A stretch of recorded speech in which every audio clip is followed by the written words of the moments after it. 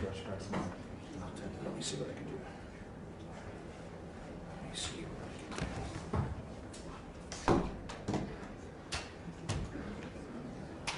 If that's going to interfere with my recording equipment, then it's not going to sit there. Is it interfering? It's probably going to make it set up on the other side. So yeah, that's going to cause it to switch. Because it's not a transmitter.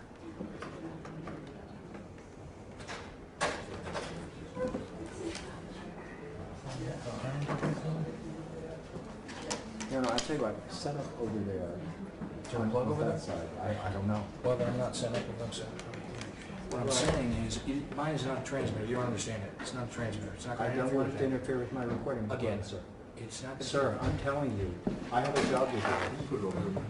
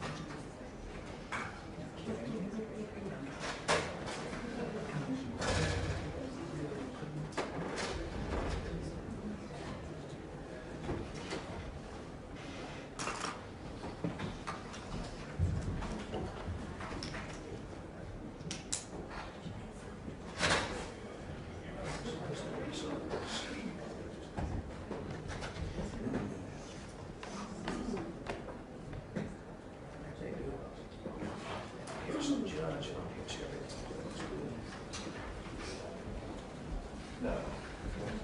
It's yours. We're certificate.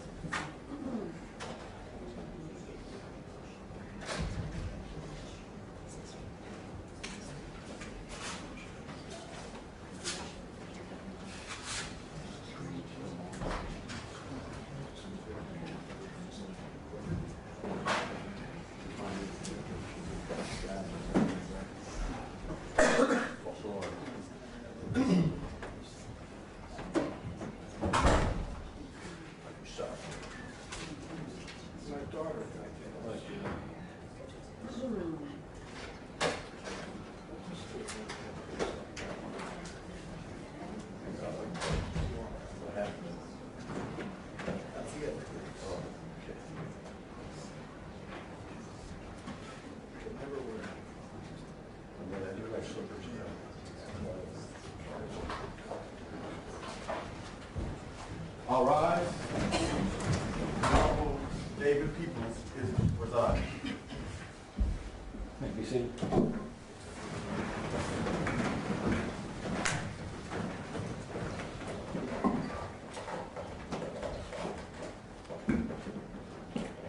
Your Honor, is your mic on, sir? Pardon? Yes, it is Good morning. My name is David Peoples, and I'm a semi-retired judge from San Antonio. The law of Texas has some very wise procedures, in my opinion, which say in a suit like this, when somebody from the outside has to be brought in to hear it, I've been chosen to do that. That's why I'm here. I'm going to call for hearing the case of the state of Texas, ex-rel Cindy Stormer versus Susan Hawk, District Attorney, and get announcements by everybody. Mr. Wilson, let's start with you. Your Honor, Patrick Wilson from the state of Texas. William Little, associated with the County Attorney's Office of Ellis County, President of the state of Texas. Ray Reich, with Ellis County Attorney's Office for the state of Texas. Vance Hines with the Ellis County Attorney's Office and also from the state of Texas, Your Honor. And Montgomery Moran, attorney with the County Attorney's Office, also for the state of Texas. Dan Hagan, Your Honor, for Ms. Hawk, and this is the rest of our team, Judge. Doug Alexander for defendant Susan Hawk. Brett Walker for the defendant, District Attorney Susan Hawk. Your Honor, I'm Charlotte Aldis, and I'm also here on behalf of Susan Hawk. And I'm Kelly Coolidge, Your Honor, on behalf of Cindy Stormer. Mark Haney, Your Honor. It's Cindy Stormer. This is Ms. Stormer, okay. Let me say something that I told the lawyers when we talked back there. Excuse me. I have given the electronic media permission to stream this proceeding and to tweet and to take still photography. I've told them that if it becomes a distraction, I will stop it. This is a deviation from my long-time policy, but they convinced me that I should do it. So I have allowed that, and I told the lawyers that too. Let me just talk about timing. I have no idea how long this is going to take, but it may take a couple of hours, maybe less, maybe more, but we're not going to stop for lunch rigidly at noon. If we need to go into the lunch hour, we'll do it, but at some point I'll call a halt when I think we've had enough discussion. So let's talk about our agenda for today. Certainly what we are here for, one thing we're here for is to talk about the question of whether I should authorize the issuance of citation, which the statutes say I have to do before this suit can go forward. And that's a discretionary decision, and looking forward to hearing discussion by everybody inside the rail on that question. And as I told the lawyers, I've read everything they've sent to me, which was a good bit, and which was very well done, by the way. Excuse me, there's something in the air and something where I came from, and that's the problem. But that is one issue. Are there other issues that anybody wants to address and discuss today? There was some discussion about an attempted intervention by somebody. What do you need to do with that? There's been, for lack of a better term, a rogue filing made in this court by a lawyer, I think, of suspect and well-documented suspect character. I think Ms. Moran can actually address that with the court if you'd like to hear from her. And the relief you would be asking for is what? To strike those pleas. Does anybody oppose that request by Mr. Wilson? No opposition. The motion to strike that attempted intervention or whatever it is granted. If you got an order, I'll sign it. Yes, sir. May I approach Judge? Have they seen I have not. it? Go ahead and bring it up so I can be looking at it.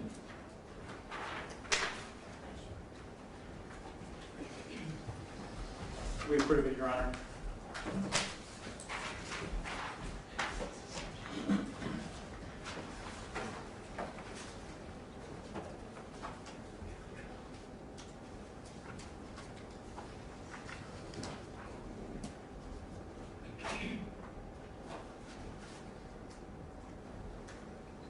I've signed it. Is there anything else that anybody wants to take take up before we get to the other discussion? Nothing, nothing from the state, Your Honor. Okay. Mr. Wilson, you and others on your side, to go ahead and talk about anything you want to. At some point, it'll be time to stop. And on the other side, we're going to go back and forth. I'm not going to be, rigid and technical on that, but you have the floor.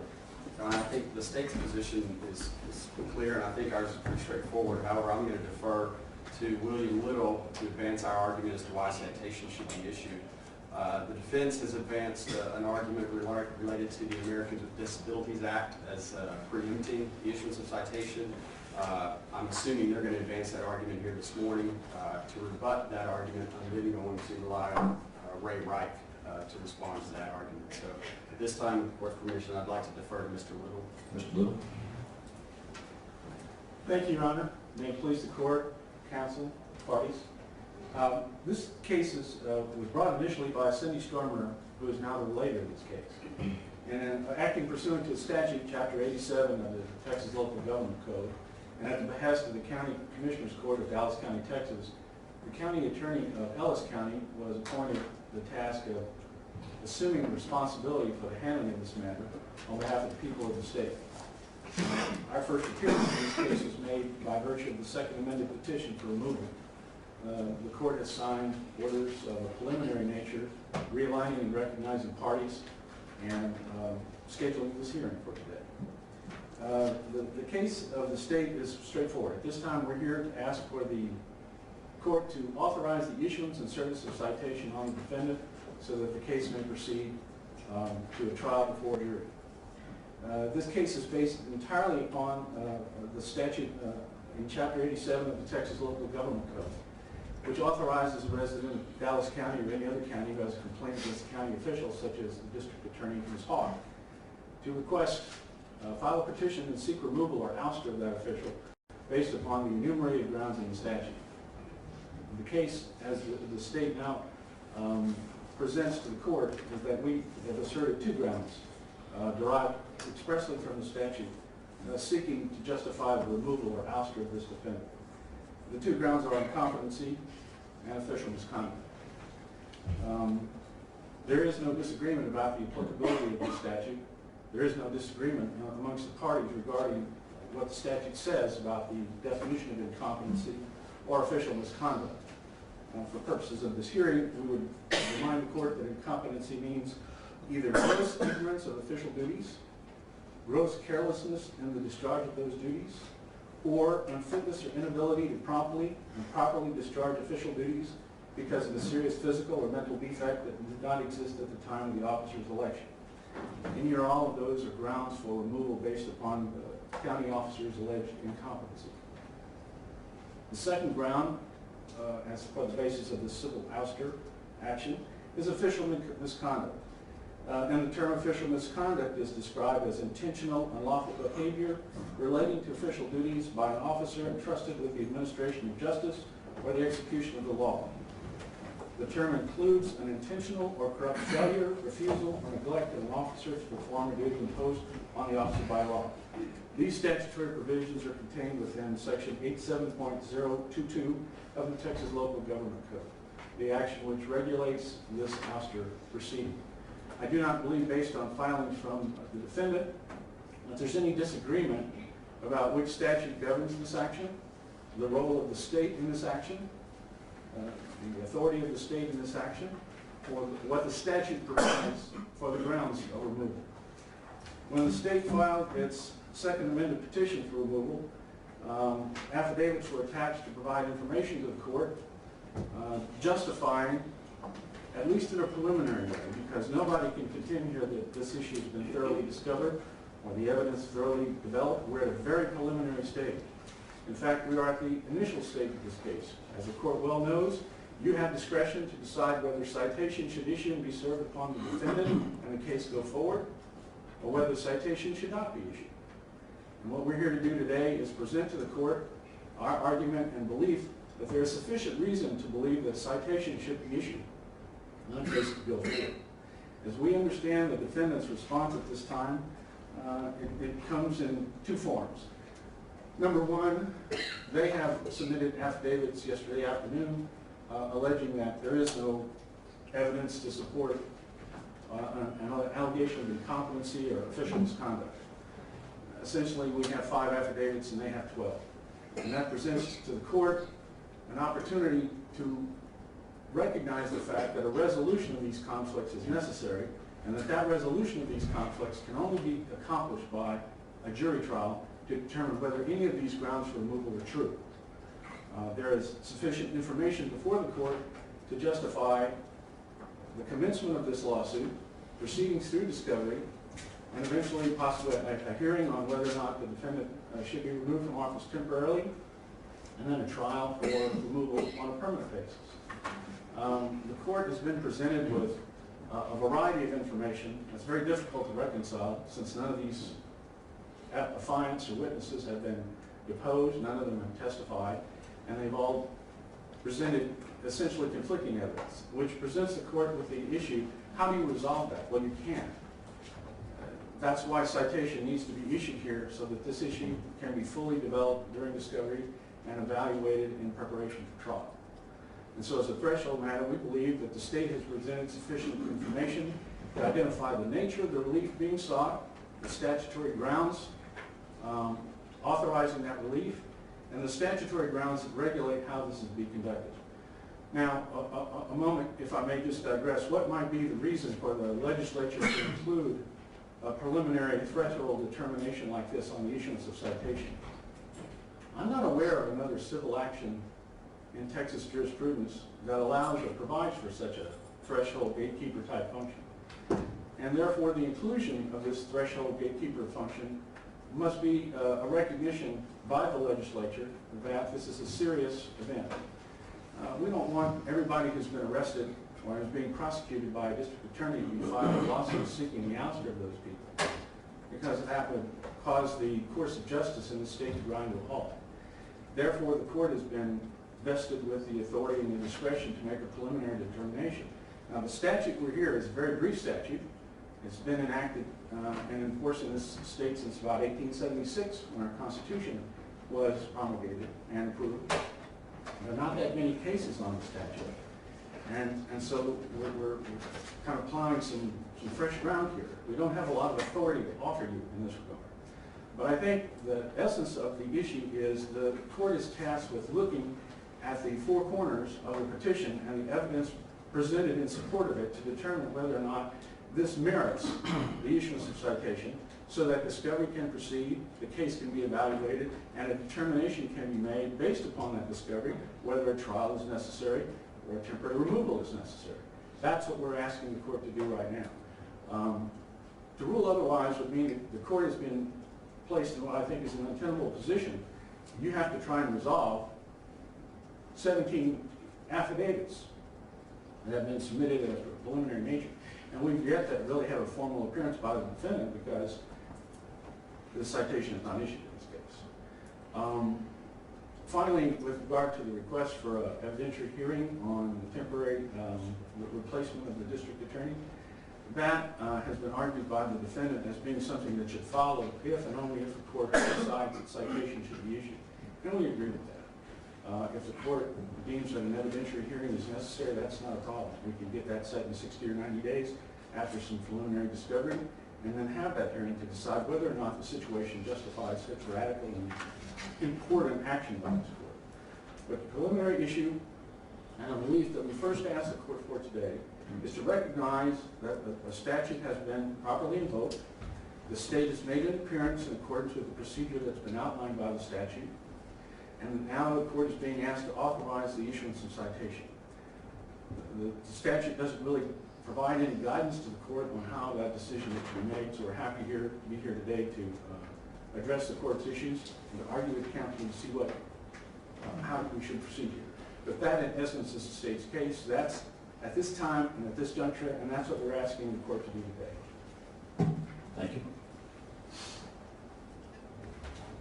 Mr. Wright.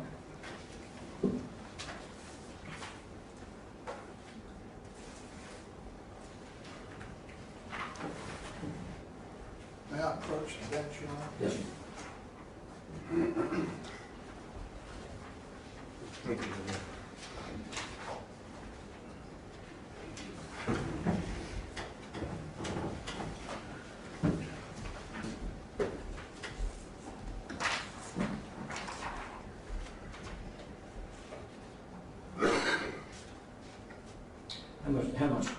do you want to devote to this ADA issue?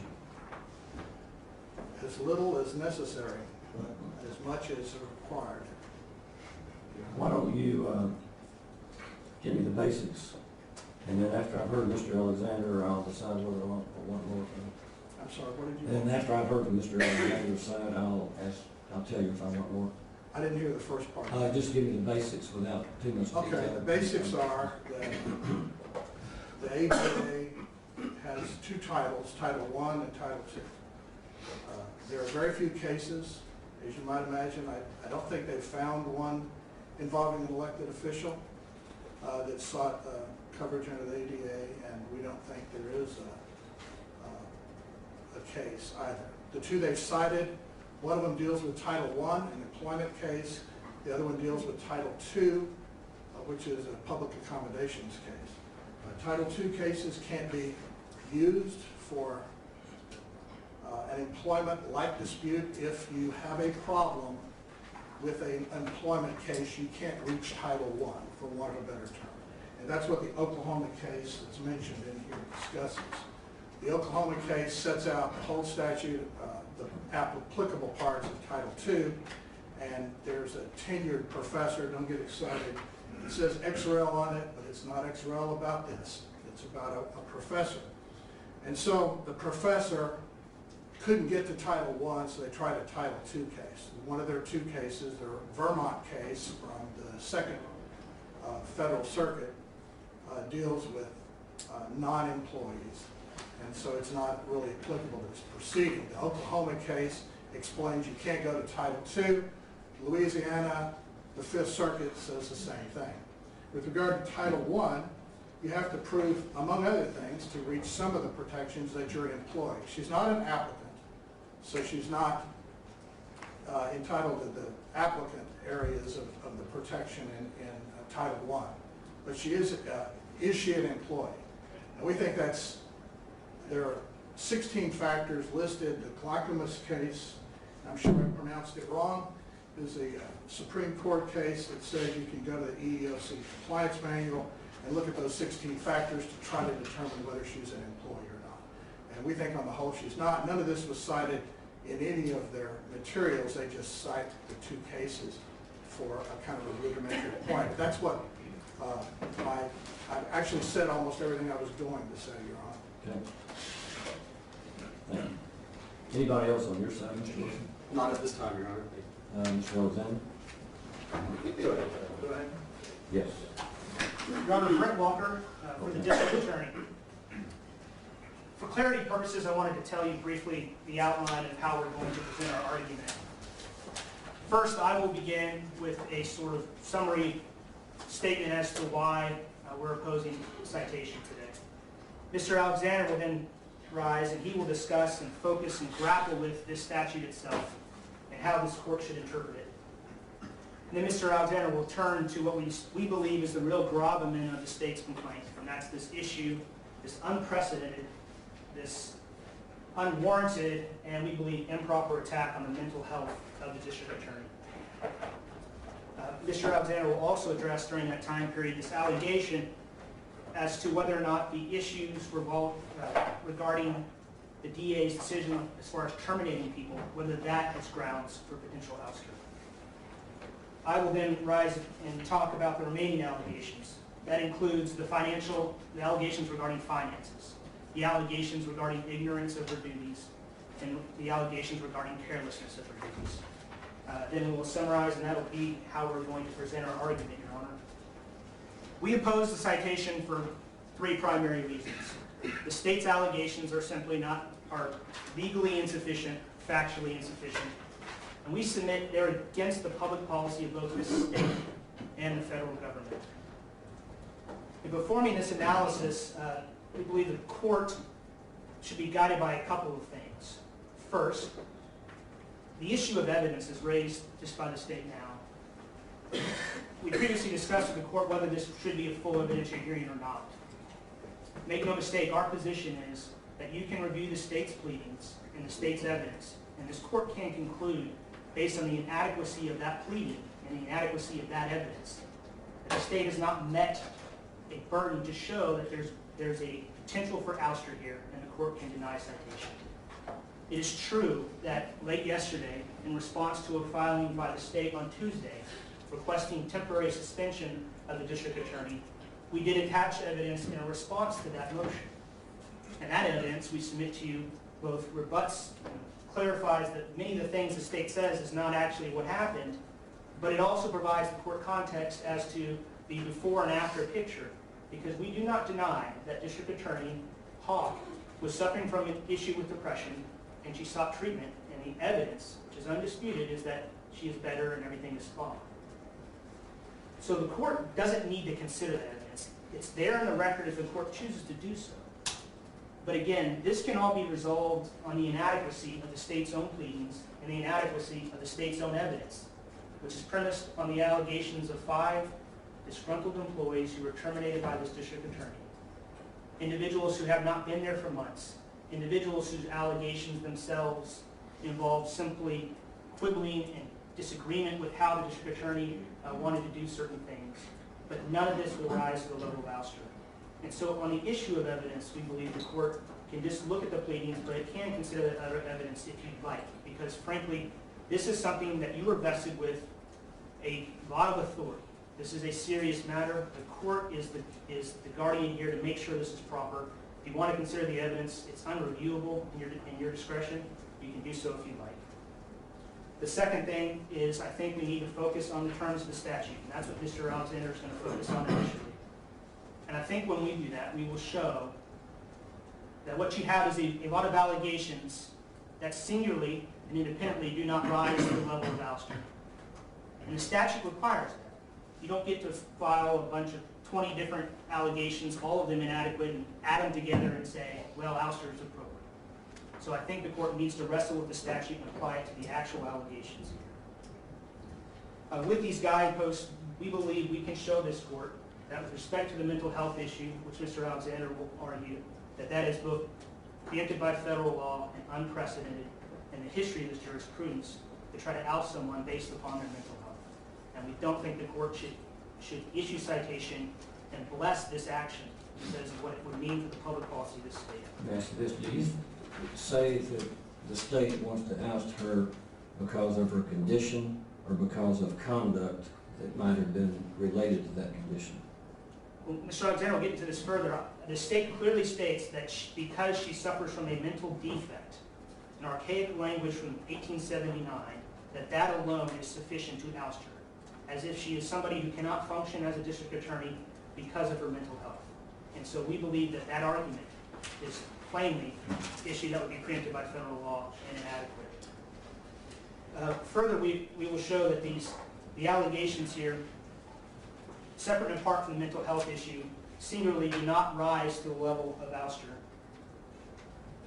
Every office in this country has personality conflict.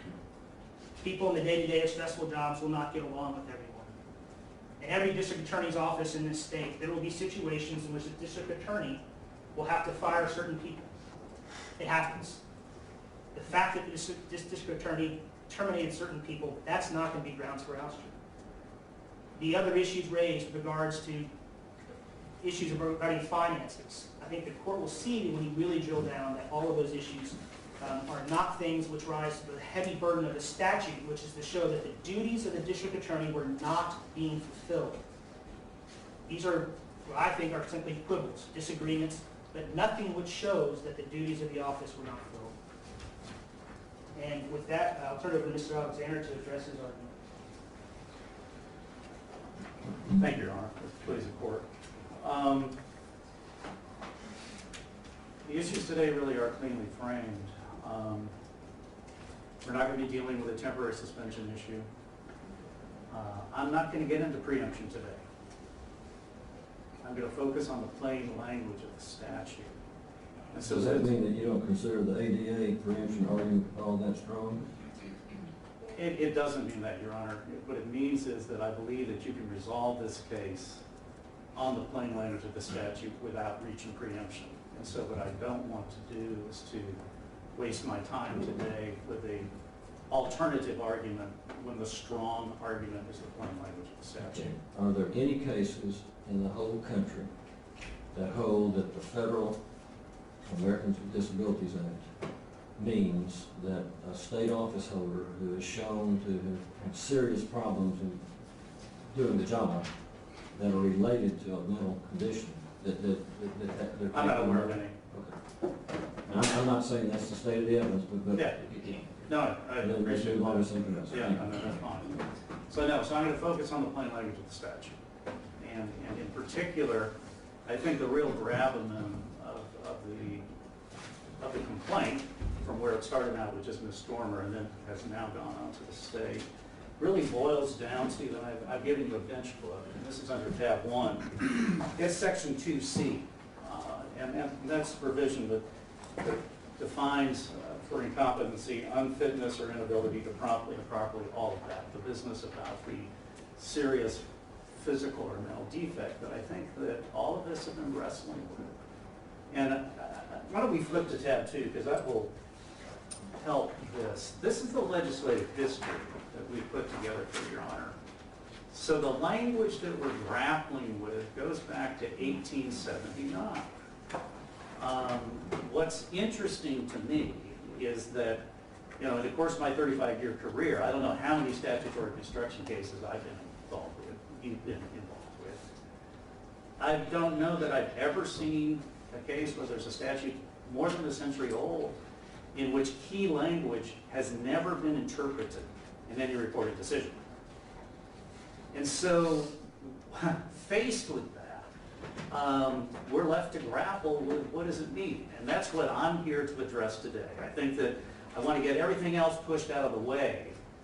I want to talk about the plain language of this provision. And that's where I intend to spend my remarks. I welcome Q&A, because it's a wrestling match in my mind as to what do we do with that? What's a physical defect? What's a mental defect? Where does that come from? And I will tell you that I have a thesis. This is a thesis, and that's all I can call it. I was going to say you be the judge, but in fact you are the judge, right?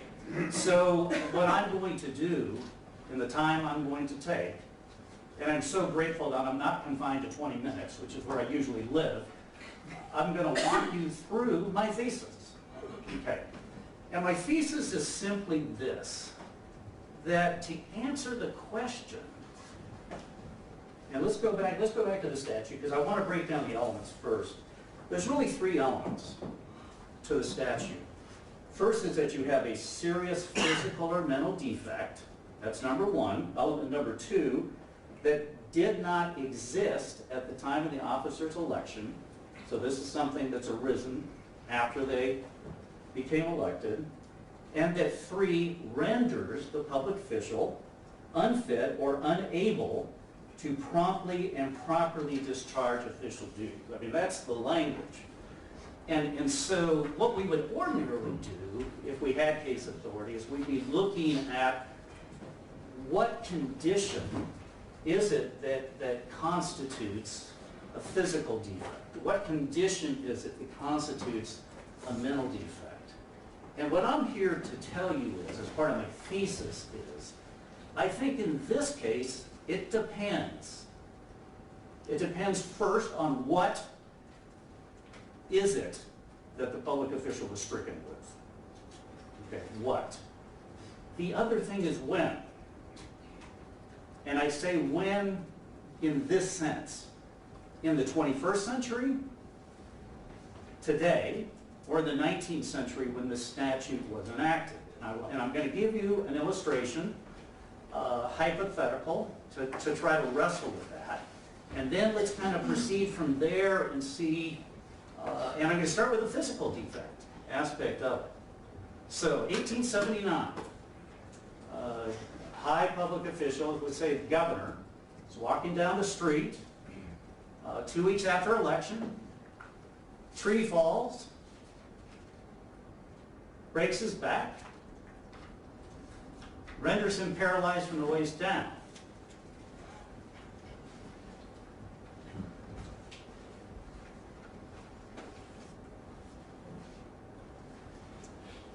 Is that a physical defect?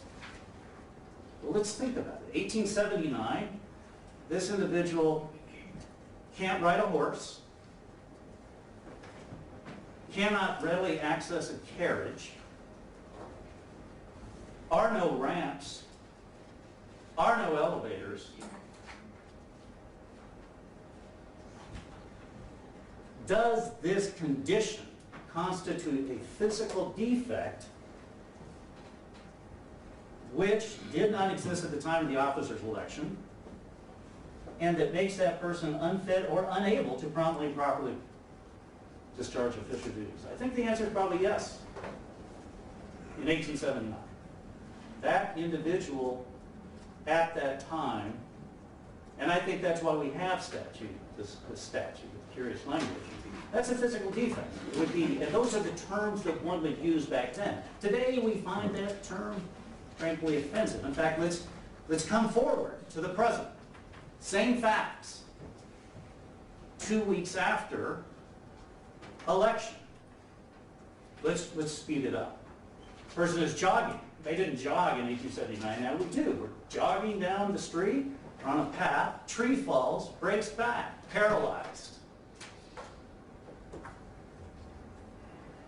Today, that individual would go to the hospital with the finest medical care, would go through a period of rehab where they're not performing their official duties, mind you, they're focusing on rehab, but emerging from that, would we say today that that person suffers from a physical defect arising after office that renders them unable to promptly and properly discharge official duties? Well, we know the answer to that question is no, because the governor of the state of Texas is paralyzed from the waist down, properly discharges all duties.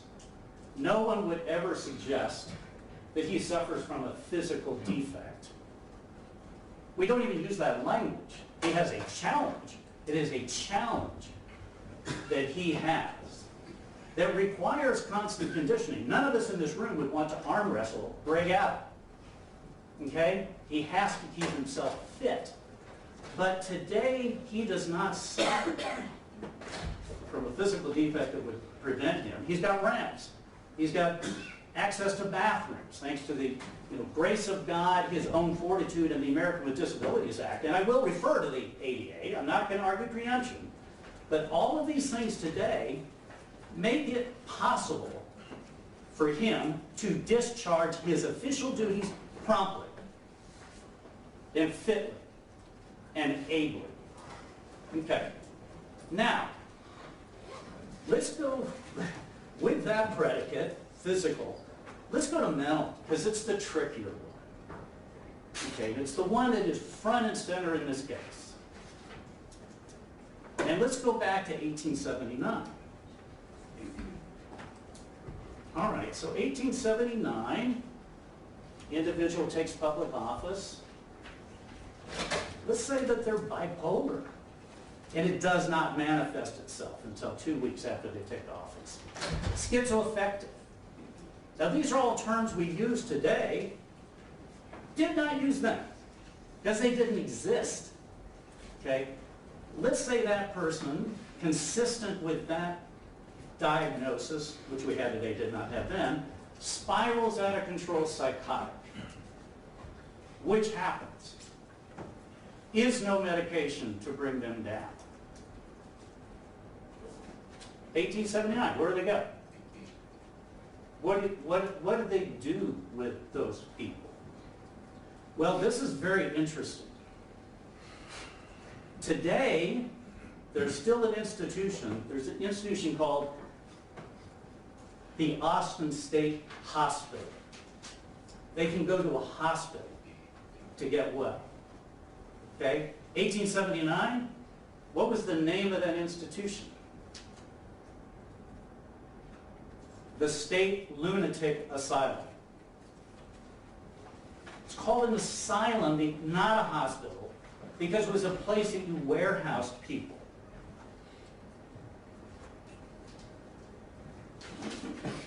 Okay? It was not a place you sent them to get well. It's a place you segregate it. And again, we'll refer to the ATA, not for purposes of preemption, but we'll get there. That's where they would go. And if they went there, looking at the statute, did they have a serious mental defect? We wouldn't use that term today, but could you call it that? Yes. They're a lunatic. Did it exist at the time of the officer's election? Didn't before, did now, under my hypothetical. Did it make that person unfit or unable to promptly or properly discharge official duties? No question about it. So 1879, that untreatable mental illness would render that person mentally defective and unfit to perform the duties and subject to ouster.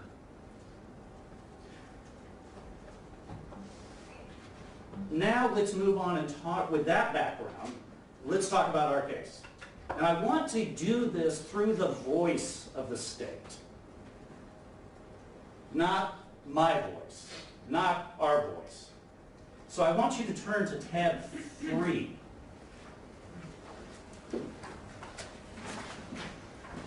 Okay, this is the affidavit of Cindy Stormer. And let's puzzle our way through this.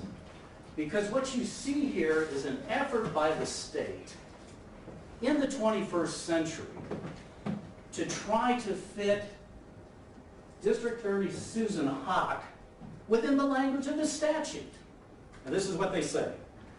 District Attorney Susan Haack did not appear to suffer from depression. This is the part of it. This is the number 2, the 2 element.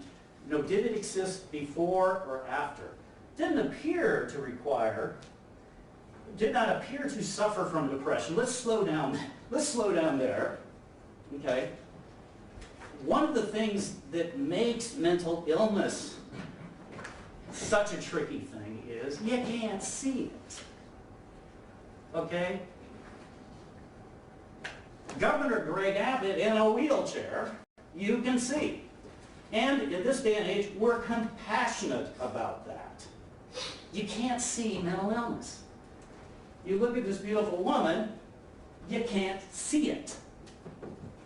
She doesn't appear to be mentally ill because it doesn't normally appear. Let's go on.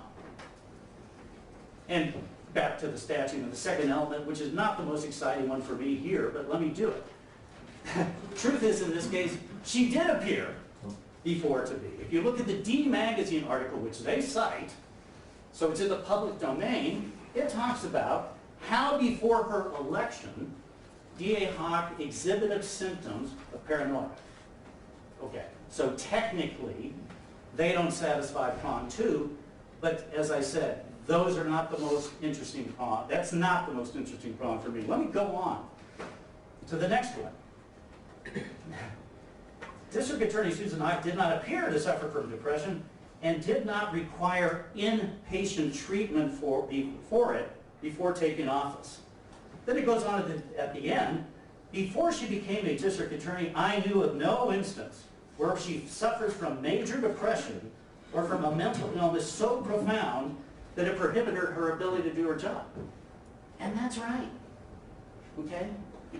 This is a woman who, at a very young age, was prosecutor of the year in Dallas, in a huge DA's office, who served for 10 years with high distinction as a judge, like you. Never had this happen. Never had inpatient treatment for mental illness. So from that standpoint, your job's trickier. I mean, what they've done cleverly is made the argument that, well, she may have suffered from depression since the 7th grade, which she did, but it never really manifested itself in such roaring fashion until after she was elected. Okay, well, let's tease that one out. And this is critical. Never had inpatient treatment. Okay, let's go back to 1879. There was no inpatient treatment. You went to the lunatic asylum. Fast forward to the 21st century, you go to inpatient treatment. If you're the governor who suffers a broken back 2 weeks after they take off, you go to the hospital, you go to rehab. If you're someone who for the first time manifests mental illness in a way that sends you into an inpatient treatment, you say, congratulations for seeking treatment and not killing yourself. Congratulations for seeking inpatient treatment and not resigning. We know Mary Woodleaf talked her out of those things. She wanted to kill herself. She wanted to resign. She didn't. So, she has a major depressive episode. They say it. And that's right. The diagnosis was major depressive disorder. They put a name on it. It was major.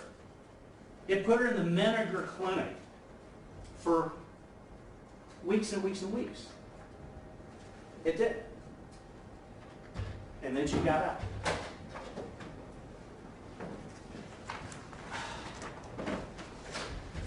And let's talk about that.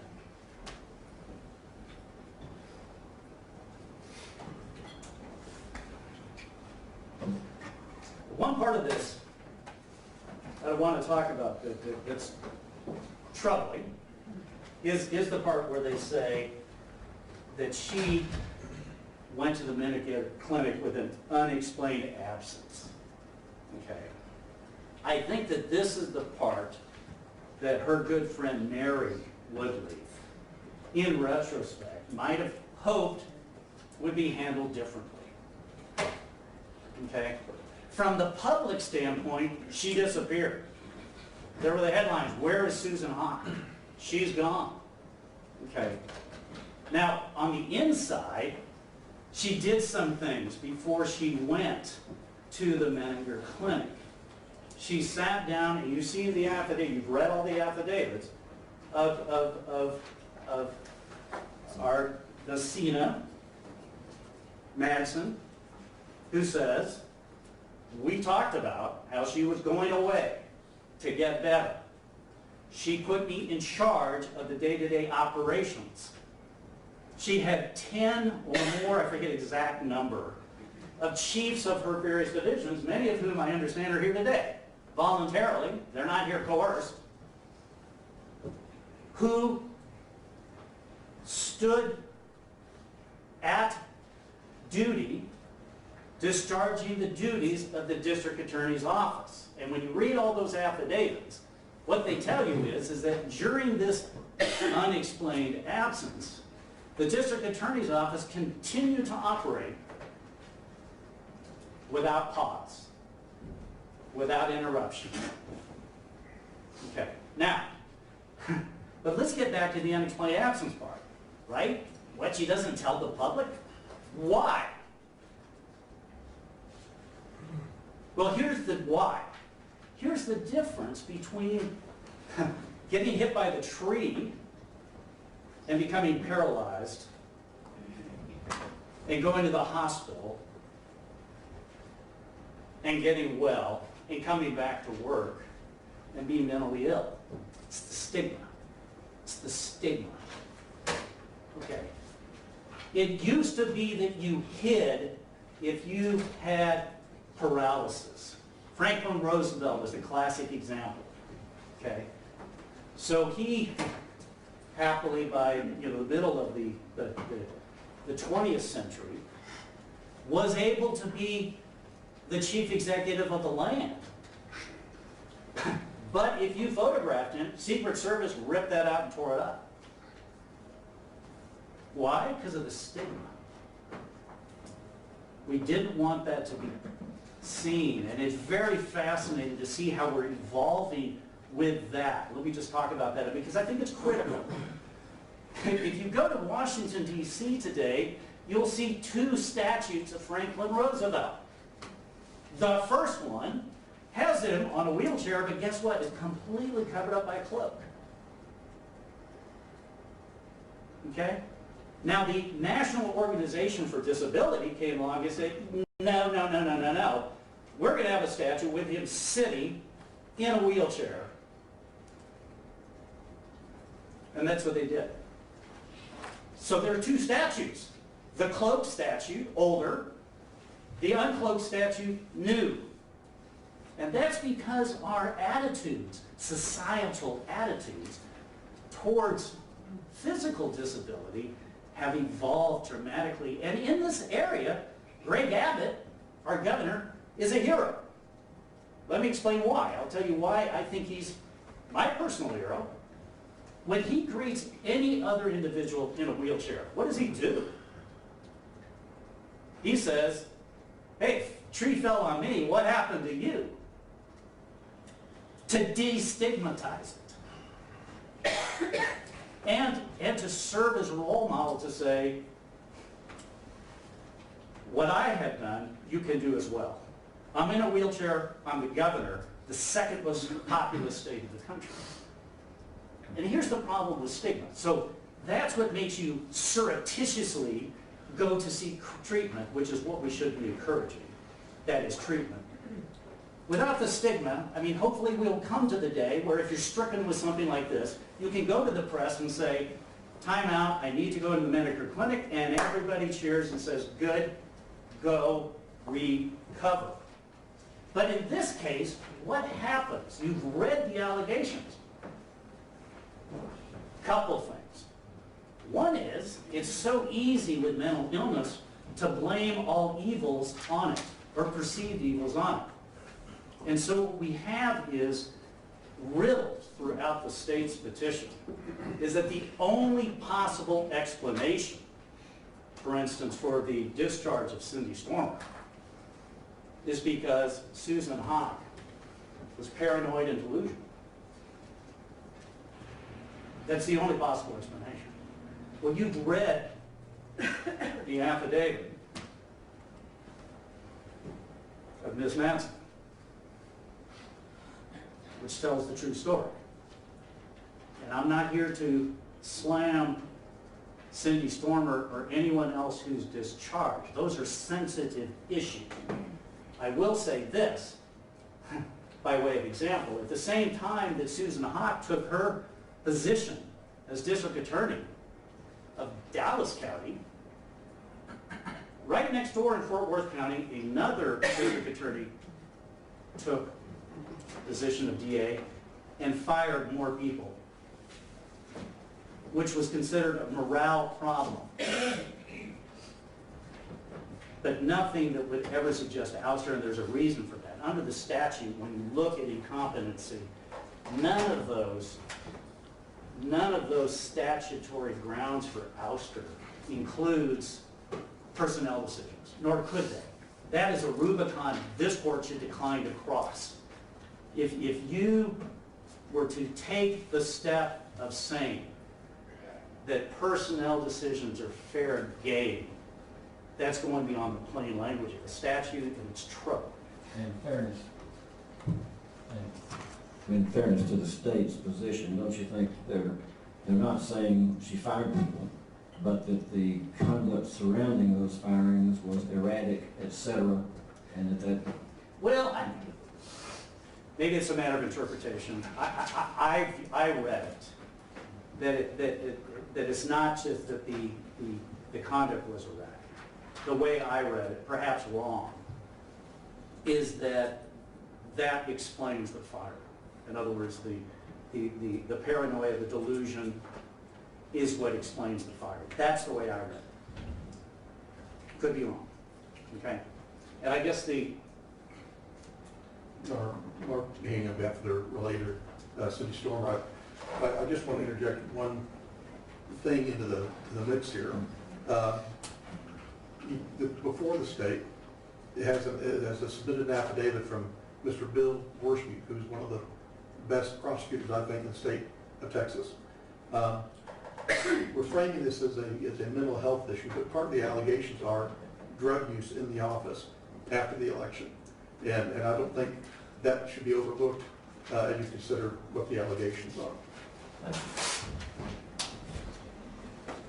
Okay. So that may be, there may be differences of opinion as to how that's being explained. I think that the one thing, though, in terms of the plain language construction, Your Honor, is that there is nothing in the statute that would permit personnel decisions to be a basis for arrest. And I think that that's critical. And that's because under the Constitution, under the governing statutes, wide authority is delegated to the district attorney as to other public officials for purposes of discharge. Okay? Now the second allegation that I think fairly is, yes. I don't know the situation in Fort Worth. I know that former Judge Wilson was elected, but did she hire people that she had brought in herself, or did she do some house cleaning of people from the previous administration? I think it was largely housekeeping. I don't know. That's an excellent question. Go ahead. Yeah, I don't know. I do know that ultimately it was about 17% of the district. Judge, Mr. Wright could actually respond to that. You can wait your turn. Go ahead, Mr. Alexander. Yeah, okay, I don't know. I think I know the answer, but go ahead. Okay. Okay, and so let me go on to the next point, which is, besides the fact that it's easy to blame conduct such as this type on someone who's mentally ill, the other allegation that they make is dereliction of duty. What they say is that by virtue of being gone for 11 weeks, she was derelict in her duties. And this is where I do want to go to, let's go to tab 3, which is, I'm sorry, tab 4, which is the ADA. And the predicate finding, I'll just quickly read it, is that Congress finds that physical or mental disabilities in no way diminish a person's right to fully participate in all aspects of society. Yet many people with physical or mental disabilities have been precluded from doing so because of discrimination. Others have a record of disability or are regarded as having a disability, also have been subjected to discrimination. And this is, I think it's important to understand this for this reason.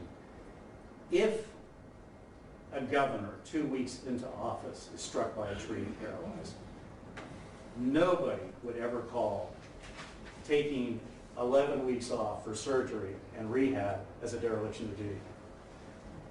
If someone 2 weeks into office was diagnosed with stage 4 cancer and took time off to go to MD Anderson to get surgery and then go through a period of chemotherapy treatment, no one would suggest that that's a dereliction of duty. And yet I think it's fair here to say that their allegation is that that was a dereliction of duty. And they use that language. So let me then go back to where we started. And that is to look at the Ouster statute. And I want to read this. Because this again, I want to do this through the voice of their pleadings. And I want to take it measuredly. This is on page 10 of the state's plea. Second Amendment. Second Amendment, page 10.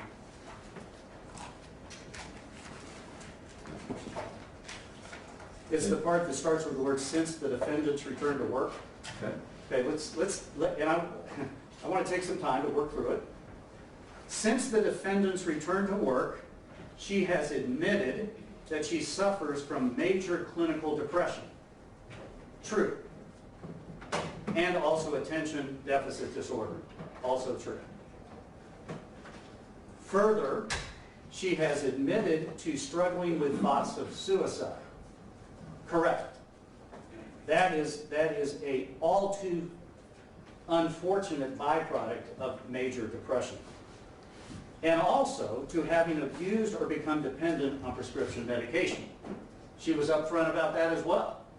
Before the election, she had spent a time in rehab for abuse of prescription drugs.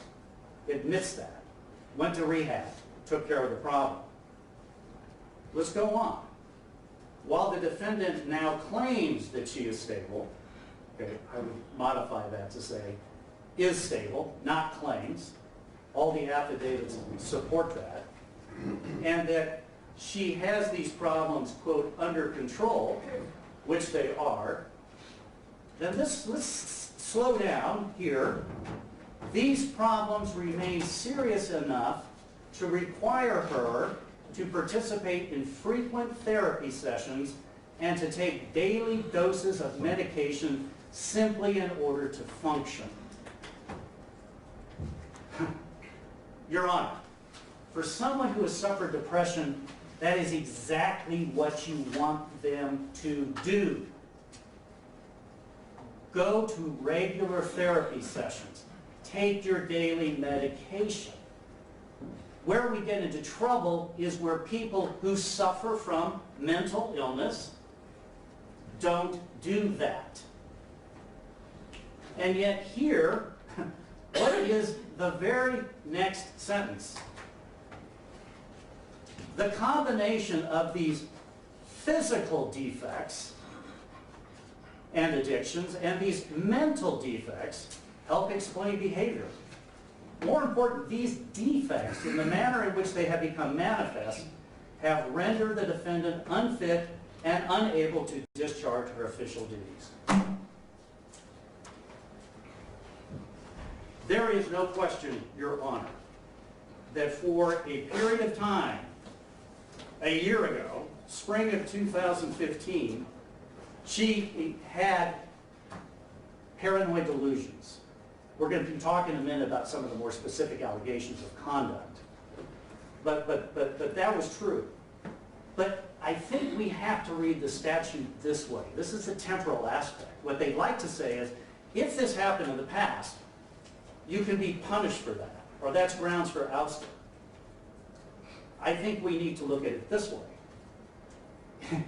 If you suffer a physical defect because a tree has fallen on you and you take time to treat it, if you suffer a physical defect because you have been stricken with cancer,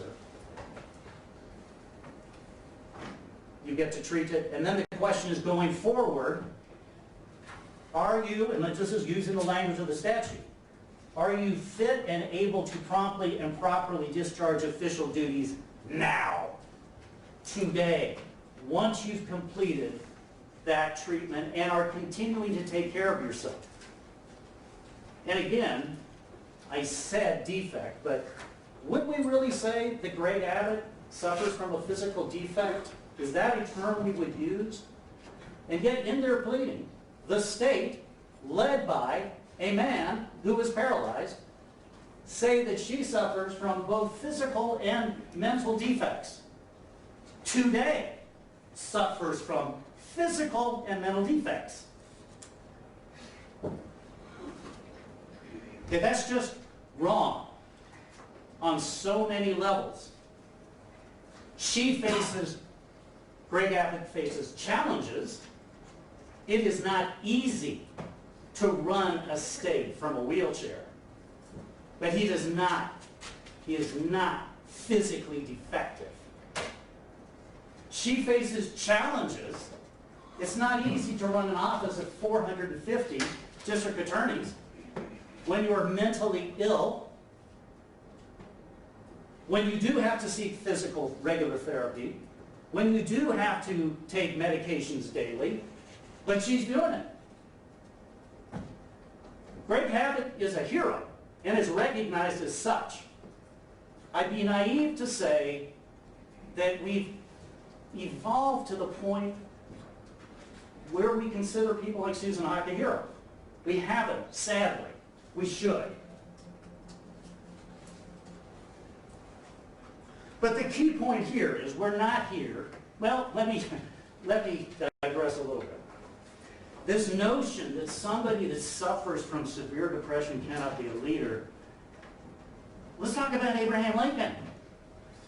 He suffered from severe depression throughout his administration. The greatest president in our history. Let's talk about Winston Churchill.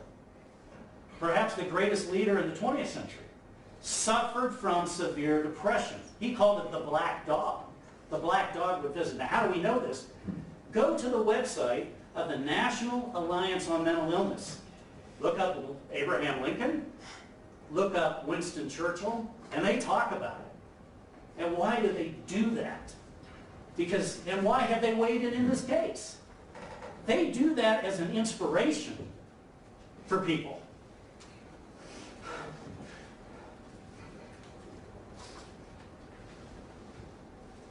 Who suffered mental illness. Greg Abbott is an inspiration for people in wheelchairs. Susan Hawk should be an inspiration for people with mental illness. Instead, she's on trial for ouster, or they want to put her on trial for ouster. I want to go through, this is why I want to conclude by just going through the three elements. The three elements here.